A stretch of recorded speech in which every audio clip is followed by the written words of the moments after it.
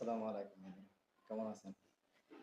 একটা বিষয় নিয়ে আসলে কিছু বিষয় রাজনৈতিক বিষয় আলোচনা করা ঠিক না। তারপরেও না করলেই নয়। আসলে বাংলাদেশে তো তেলের অভাব নেই। তেল আছে শুধু সংসদে। আর মানে অভাব যে আছে সেটা পেট্রোল পাম্প বা যাদের ডিজেল লাগে, বিভিন্ন কৃষকদের আর যাদের জ্বালানি তেলের প্রয়োজন হয় তারা বুঝতেছে অভাব আছে।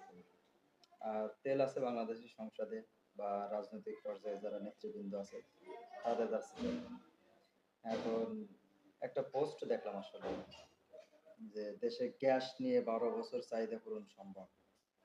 দেশে যে গ্যাস সেটা দিয়ে 12 বছর চাহিদা পূরণ সম্ভব, আগামী 12 বছর। তো আমার কথা যে গ্যাস নিয়ে তো কথা হচ্ছে না, এবং গ্যাসের দামও বৃদ্ধি পাচ্ছে, মানে টাইম টু টাইম বৃদ্ধি পাচ্ছে। গ্যাস নিয়ে কথা হচ্ছে না। তো এখন যেটা দেখলাম, আহ, আমাদের জ্বালানি মন্ত্রী তিনি আহ, বলেছেন যে দেশে গ্যাস মজুদ দিয়ে 12 বছর চাহিদা পূরণ সম্ভব। তো এখানে একটা বিষয়, পোস্টটাই রিয়াক্ট করছে 1,07,000। এটা আমি পোস্টটা আসলো আমার প্রায় 14 ঘন্টা পরে আমি দেখতেছি 1,07,000 মতো রিয়াক্ট করছে। তো সেখানে সেখানে আমি আপনাদের দেখাই দেবো, স্ক্রিনে দেখাই দেবো যে মানে হাহা রিয়াক্টের কি অবস্থা, সেটা আমি স্ক্রিনে দেখাই দেবো আপনাদের। এখন আমি সেখান থেকে কিছু কমেন্ট আসলে আপনাদের দেখাতে চাই যে কোন রিলেটেড কমেন্ট এখানে আসছে। হ্যাঁ, তো একটা কমেন্ট, যেহেতু দেখে বলছে 12 ঘন্টার জায়গায় 12 বছর বলে ফেলছে, তার কোনো দোষ নেই।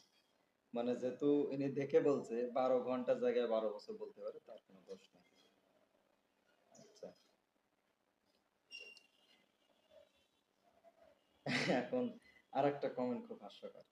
এটা হচ্ছে উনি কি গ্যাস নাকি গ্যাসের ট্যাবলেটের কথা বলছেন। উনি গ্যাসের কথা বলছেন নাকি গ্যাসের ট্যাবলেটের কথা বলছেন। হ্যাঁ। তো এই ধরনের কমেন্ট, মানে কমেন্টের কোনো শেষ নাই। তারপরে তেলের বদলে কি সংসদে এখন গ্যাস দেওয়া শুরু করছে, মানে যেহেতু তেলের সংকট।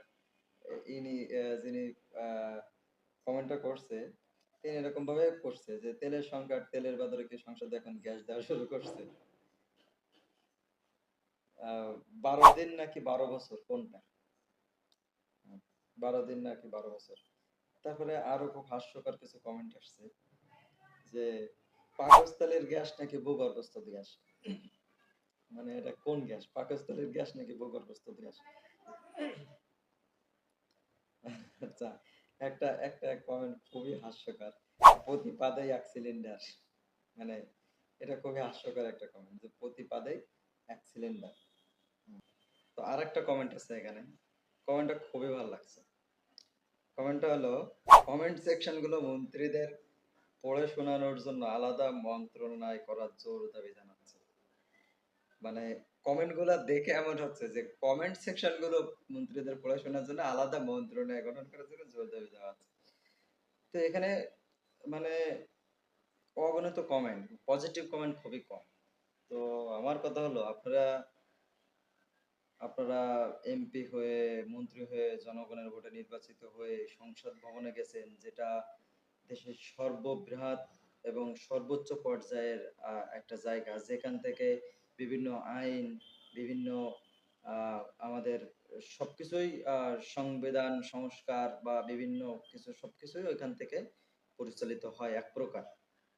তো সেক্ষেত্রে আপনারা সেখানে বসে এমন ধরনের কথাবার্তা বলেন যে কথার কোনো জনগণের কাছে ভ্যালু নাই। মানে যে কথা জনগণের হাস্যকর। আপনাদের যেটা শুরুতে বলছিলাম, 1,08,000 রিয়াকশন করছে, রিয়াকশনের ভিতরে 89,000 করছে হাহা রিয়াক্ট, 16,000 হাস্যকর এবং রাগের করছে 900+। এই তো আপনাদের কথাবার্তার ধরন যদি এমন হয়, আমরা সাধারণ মানুষ কেমন কথা বলবো, তাই না? তো আসলে সমসাময়িক বিষয় নিয়ে আপনারা সমাধানের চেষ্টা না করে আপনারা এক এক মন্ত্রী এক একজন এক এক রকম কথা বলেন, যেটা জনগণের কাছে হাস্যকর হয়। মাঝে একজন এমপি মহোদয় বললেন যে জ্বালানি তেলের কোনো সংকট নাই। আসলে উনি তো সংকট বুঝবে না। কারণ উনার যে জ্বালানি তেলের প্রয়োজন, উনার যে গাড়ির জ্বালানি তেলের প্রয়োজন, উনি তো আ প্রয়োজনের আগেই পাচ্ছে। তো উনার তো আর প্রয়োজন নাই এগুলো। উনি তো আসলে চোখ বন্ধ করে চলে। কারণ জ্বালানি তেলের সংকট আছে কি না আছে, যারা হাজার, হাজার মানুষ সিরিয়ালের পর সিরিয়াল, লাইনের পর লাইন দিয়ে বসে আছে। ঘন্টার পর ঘন্টা। মাঝে দেখলাম যে শুয়ে আছে। মোটরসাইকেল রেখে ঘুমাচ্ছে রাত্রে জ্বালানি তেলের জন্য। তো এটা যারা ফেস করছে তারা না জানতে পারে জ্বালানি তেলের সংকট আছে। তো আপনাদের তো এই পর্যায়ে এসে দেখা দরকার যে আসলে সংকট আছে কিনা। আর সংকট চলতেছে ঠিক আছে, ওকে। কিন্তু আপনারা যে সংকট নাই বলে পার পেয়ে যাচ্ছেন, তেল মেরে যাচ্ছেন সরকারকে। তাই না? তো এখন এই তেলের সংকট শেষ। এখন তেল শেষ হয়ে যাচ্ছে। এখন আপনারা গ্যাস মারা শুরু করছেন সংসারে। ১২ বছরের গ্যাস মজুত আছে। ১২ বছরের গ্যাস মজুত আছে এটা আপনার কে বলতে বলছে? আপনার যেটা চলতেছে সেটা নিয়ে বলেন না কথা। আপনি যে কথাটা বলে যে হাহা রিঅ্যাক্ট হাস্যকর সাধারণ জনগণের যে বাজে কমেন্ট গুলোর শিকার হলেন, এটা হলেন না? তো যাই হোক, আ রাজনীতি নিয়ে কথা মাঝে, মাঝে বলবো। ভালো লাগলে শেয়ার করবেন। সাথে থাকবেন। ধন্যবাদ। আসসালামু আলাইকুম।